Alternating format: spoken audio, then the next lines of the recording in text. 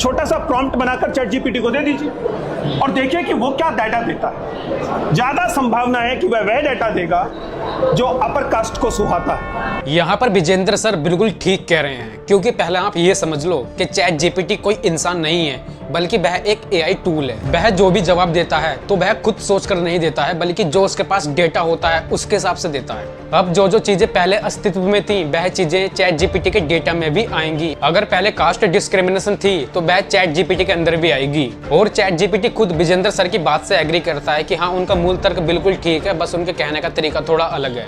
इसीलिए बिना आलोचनात्मक प्रॉम्प्ट के उसका जवाब भी उसी फ्रेम में आ सकता है, इसके काफी हद तक चांसेस हैं। और यही चीज समझाने की कोशिश कर रहे हैं विजेंद्र सर, इसलिए पहले उनकी बात को ठीक से समझो। पूरे सोशल मीडिया पर उनका मजाक बना के रख दिया है, जबकि लोगों को उनकी बात समझ में ही नहीं आ रही है। चैट जीपीटी ही नहीं, जितने भी एआई टूल हैं ये सभी डेटा के हिसाब से जानकारी देते हैं। और इनको डेटा कहाँ से मिलता है? इंटरनेट से, वेबसाइटों से। और सबसे पहले जो वेबसाइट और इंटरनेट जिसके हाथों में लगा वो सिर्फ अपर कास्ट के लोग थे, क्योंकि शेड्यूल कास्ट के लोग तो इतने विकसित नहीं थे कि वो इंटरनेट चलाएं, वेबसाइटें बनाएं। ये जो सारी चीजें थी ये अपर कास्ट के लोगों के हाथों में ही थी, इसलिए काफी हद तक चांसेस बढ़ जाते हैं कि वो उनके फेवर में ही जवाब दें। इसलिए विजेंद्र सर ने ये बात बोली।